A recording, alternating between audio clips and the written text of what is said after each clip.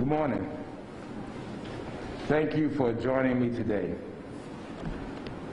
This past weekend was Super Bowl 55, an annual tradition in our country that brings everybody together for the big game. And certainly, what a game it was. I'd like to thank the NFL for saluting our COVID-19 heroes. And we know that we also have heroes here in the Coastal Empire, specifically in Savannah. This past week, Chatham County passed a new milestone with more than 300 COVID-19 deaths since the pandemic began.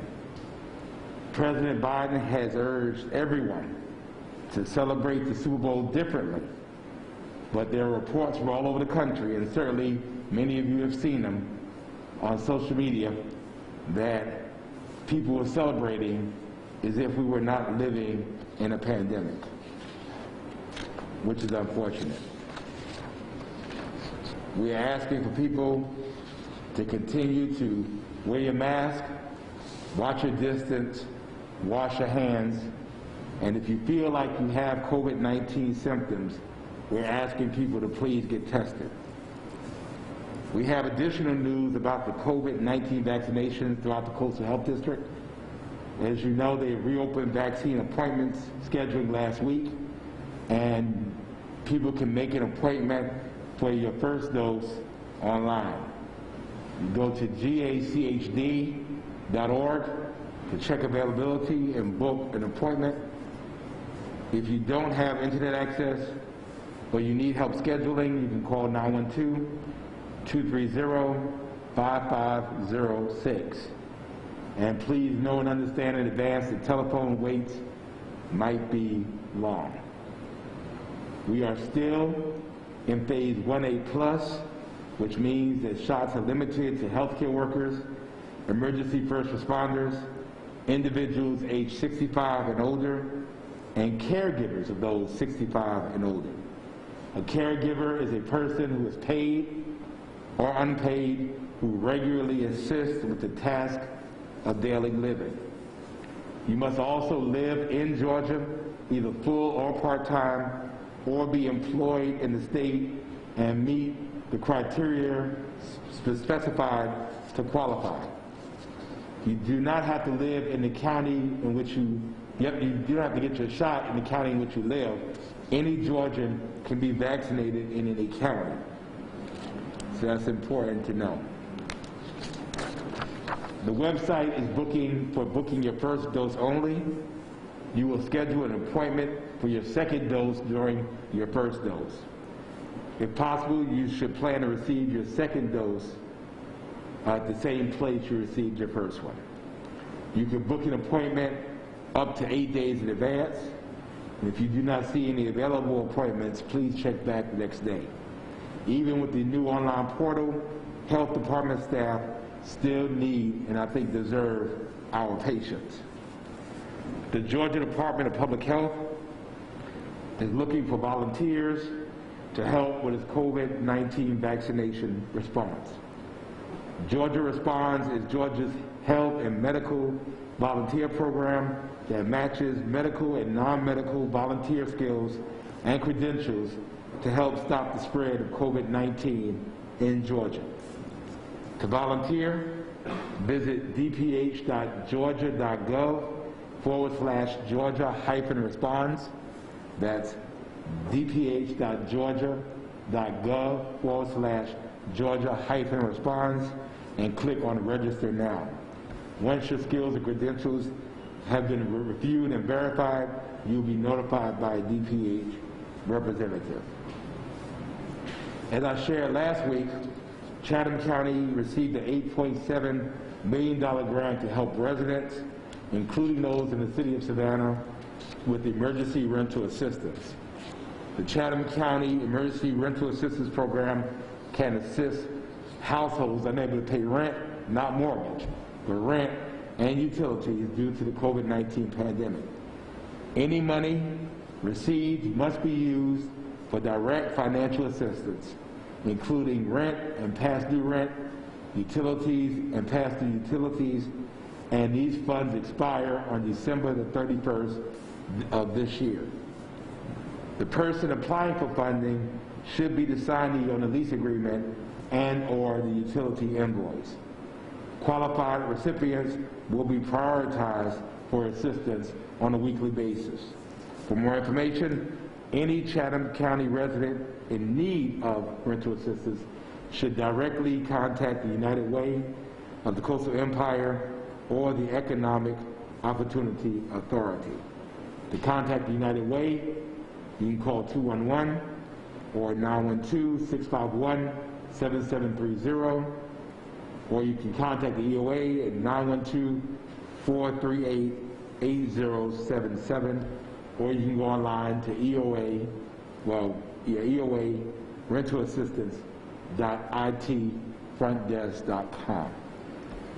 This past weekend, the Savannah Cares, which is the Citizens Accountability and Review of Emergency Services, completed its process of individualized community outreach. We're appreciative of everyone who came forward to share their experiences in order to continue assisting our police department in serving the community. The task force will not release the participants' identities to the public and will only use them to help in its investigation. We have provided the opportunity. We provided several opportunities. We provided them all over this city. We provided them in the middle of the day. We provided them in the evenings.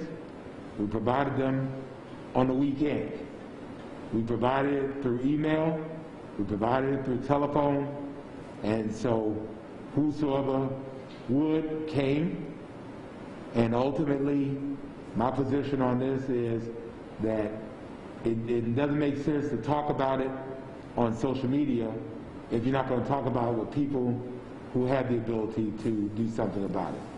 So we will accept those who come forward, and the task force will now go about collating, evaluating, and reviewing responses and issuing a written report to myself, the city manager, and the police chief. Ultimately, then the city council, and then to the public. Last week, we added another seat at Savannah's table for those with different abilities with the introduction of the Savannah Ability Task Force. This amazing group of people will work to intentionally improve the lives of all Savannahans and those who visit our city.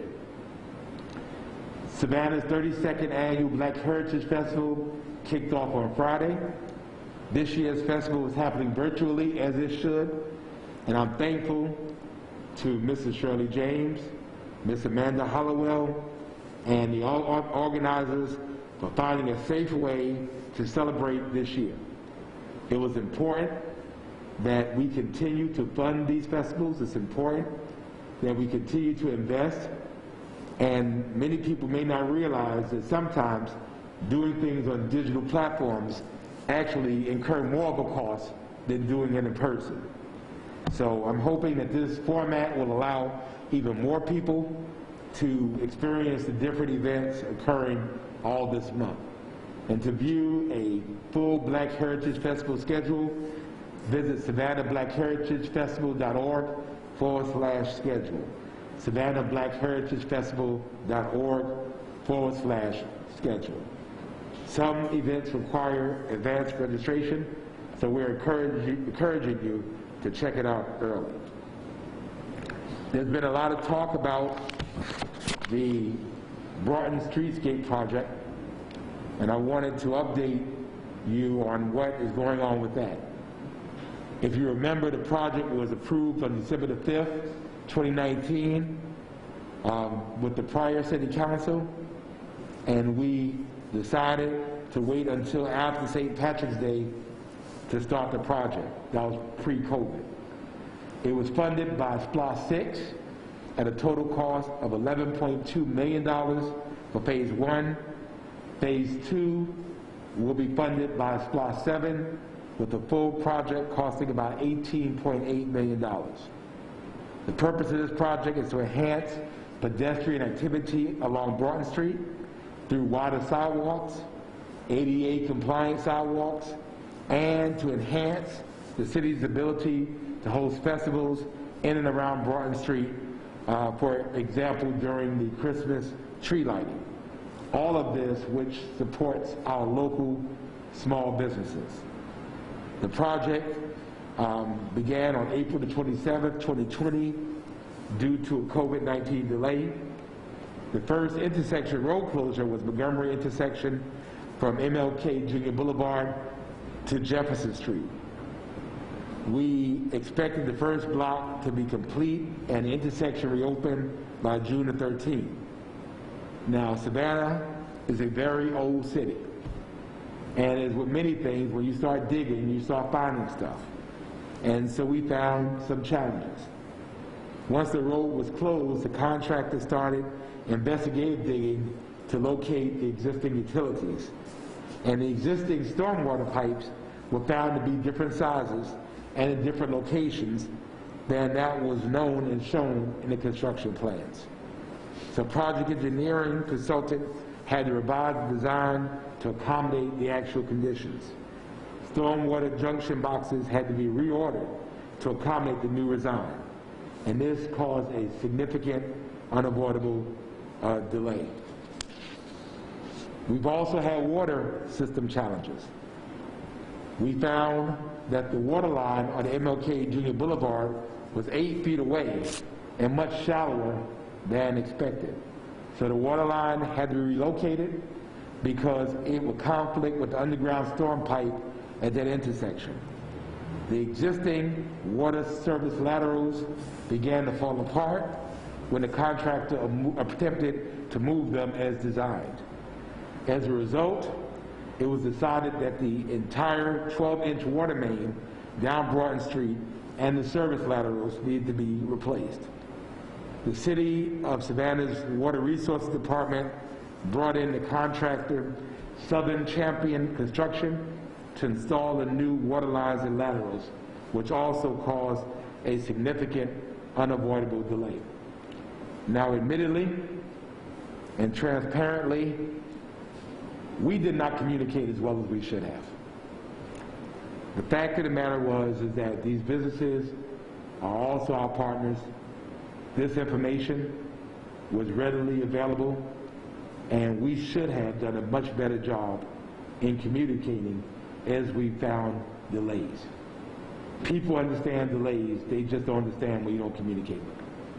And so we will do a much better job. I've been in that location twice within the last week.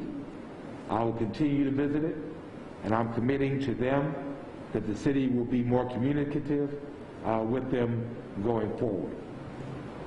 The current status is that the block from MLK to Jefferson is now scheduled for completion on February the 18th, and I expect to be there on February 18th to make sure it's done.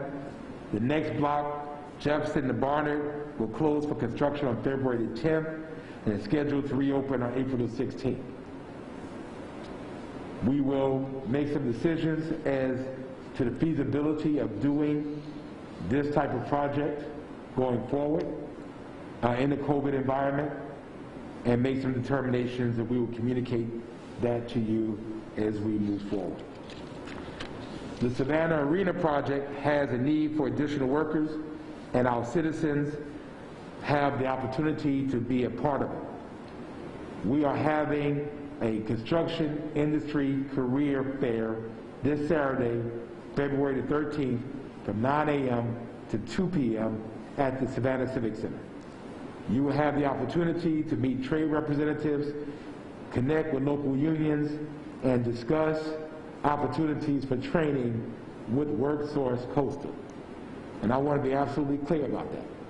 This is the largest and most significant public infrastructure event in Savannah's soon-to-be 288-year history. This is a significant economic, financial, and social driver for our community. I want to be absolutely certain that our contractors are delivering to us what was promised. And that was that local people, minority and women-owned businesses, small businesses from this community, wherever and however possible, will be working on this project. I have been visiting this project, and I'm not totally satisfied at what I've been seeing. So next week, we might do our session from the arena, and we will announce some additional measures to make sure that we are complying and doing what we said we were going to do. We're serious about this project. We're serious about our commitment to this project, and we want to ensure that people understand that this is their arena, and we want people to be a part of it. I want to see Savannahans, people who live in Savannah, to be working on this project.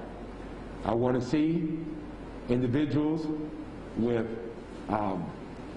that have been just as involved, that need an opportunity to be working on this project. I want to see people that they're serious about working, that they're serious about being a part. We want to give them this opportunity to be a part of this project. Savannah first. Savannah first. Savannah first. So that ends my prepared remarks, and sorry to end on such a rant, but I'll entertain any questions you may have. Good morning. Good morning. I guess one of my questions does deal specifically with your arena. You mentioned that there were some things you weren't completely satisfied with. Can you give us some specifics on that? I'll speak about it probably more in detail next week. But I visit the site almost daily in one way or another. And again, I just want to make sure, I want to make abundantly clear, local people are working on this project. I don't know any other way, and I expect, and we'll announce how we'll start verifying that, because once the project is built, the project is built. This was the opportunity, and I don't want Savannah to miss it. And so we need to keep our eyes on the ball. We need to trust but verify, and we're going to do that in a very significant way. Because again, once it's built, contractors and folks are gone. What was the real impact other than having a state-of-the-art building? Where businesses' capacity locally increased. That people who did not have jobs before now have workable skills that they could take to the next project. And so I'm absolutely insistent that this project does what every single council, and particularly this council, insisted that it does. My other question is about Treehouse and the fact that they'll be defending its ability to pull a liquor license later this week. Yes. Do you have a stamp on that right now? I do not. This is a quasi-judicial hearing. The members of the council are the triers of fact. And so I think it would be and I've been doing this for years, so it would be absolutely inappropriate for myself or any member of council to weigh in prior to the hearing. I think we'll hear the evidence, and then we'll make a determination. Our decision can go from nothing, if there's no cause found, all the way to revocation of the license. But I want to make it absolutely clear, and I think that Chief Mentor, who's here, would agree with me. We have rules, and these rules are to keep people safe. And my message to any bar or club in our community is that if you don't follow the rules, you'll be coming before this council. And if you choose not to follow the rules, you need to make a determination whether it's worth losing your ability to operate an establishment with liquor in this city. And we're going to be very clear about that. We've had concerns about this establishment before, and it's gotten to this point. I will tell you that there are others to come. But this is a part of our city being absolutely clear and sending a very strong and clear message that you're just not going to operate with reckless abandon in our city. So I'll reserve judgment until I hear the facts. Thank you. Good morning, Mayor. Good morning. 2 questions for you. Going back to the CARES task force, just curious if you, I guess, were disappointed in the response from the public coming out to talk. It seems like there weren't many of it.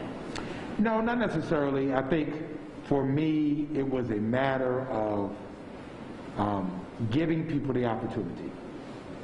And so I appreciate the CARES task force because these were volunteers.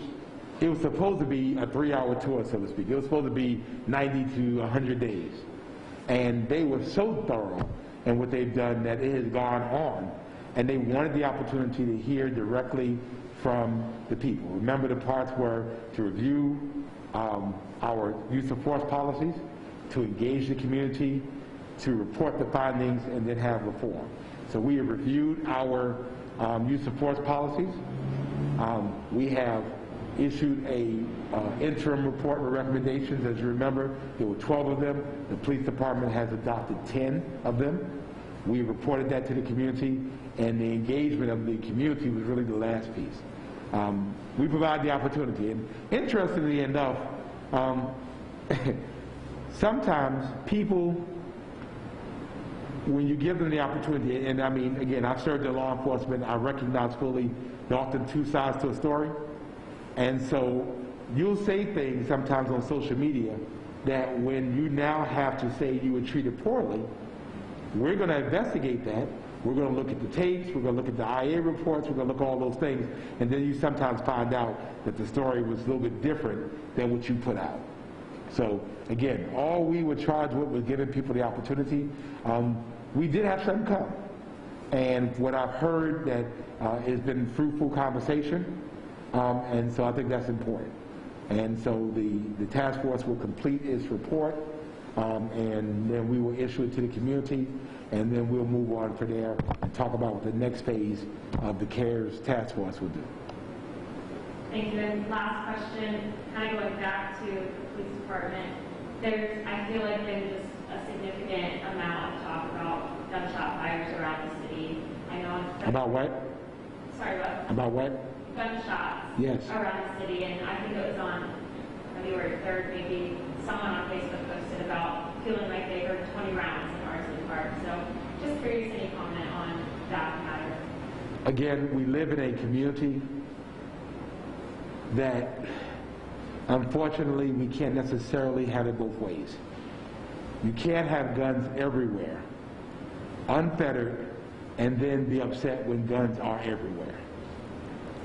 Our police department is significantly hamstrung by state law when it comes to how they interact with individuals with firearms. We have technology that helps us triangulate some of this. And some of these communities have heard gunshots all the time. And now some communities are being sensitized by what other communities hear and feel often. And so I'm not sure what we can do about it. Because someone goes in, and I've heard them, they go outside, they start shooting. You call the police, by the time the police get there, the people they've disappeared. We're continuing to ask for assistance from the state to allow our police department to have more tools as it relates to dealing with those that have firearms illegally. I will soon be calling on our district attorney to aggressively and vigorously prosecute those that are engaged in gun play or gun crimes illegally. And ultimately, I know the chief has had a good relationship with our federal partners.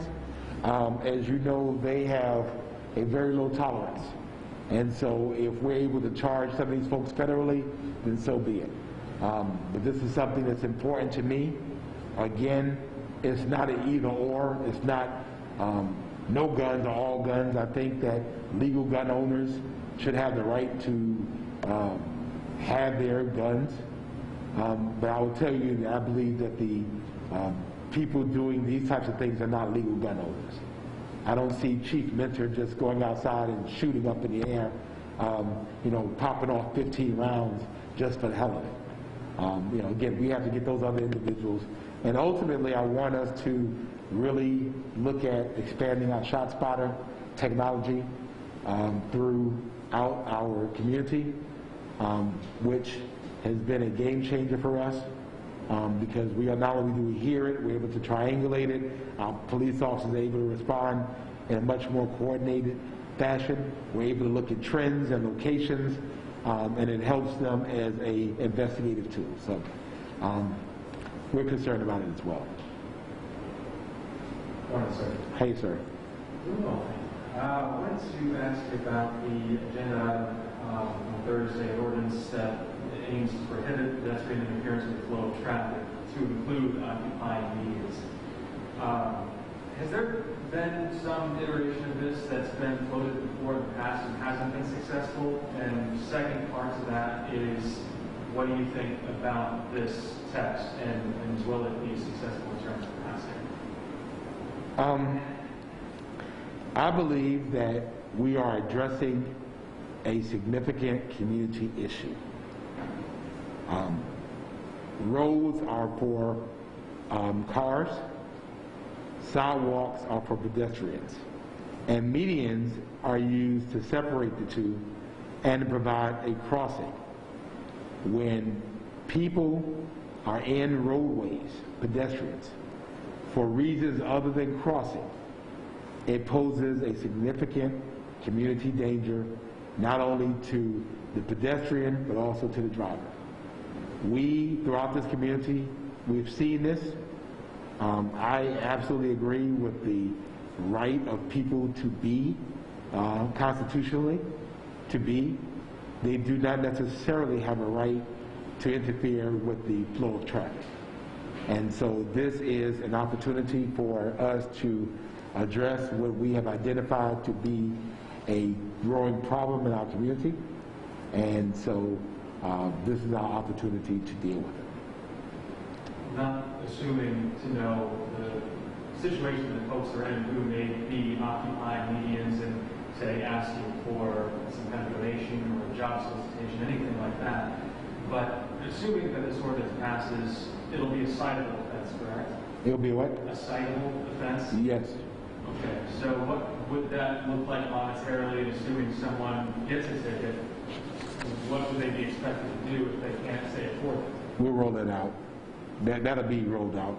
Ultimately, I don't think I'm prepared really to speak about that. We'll see how it goes. But again, people have the right to be. People have the right to passively ask for help. And Savannahans are very gracious in helping.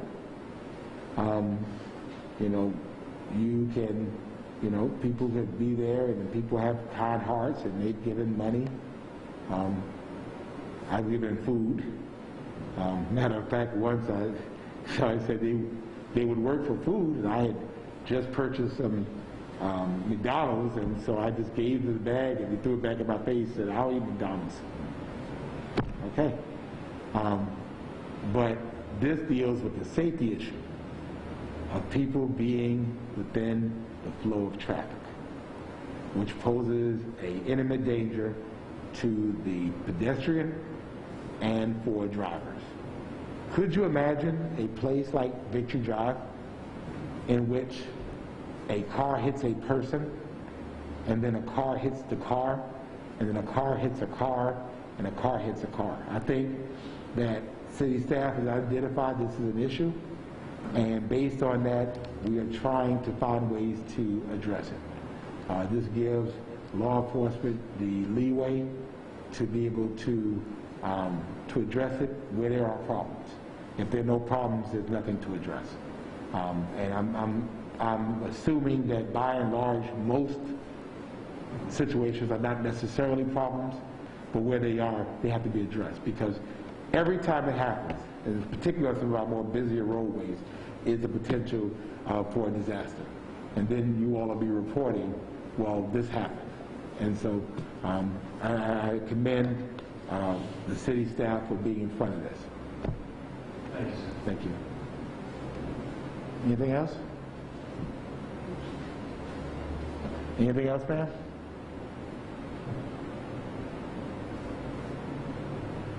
Yes? Okay. All right. Well, thank you all. Again, we appreciate you coming out. May God bless you, and may God bless the city of Savannah.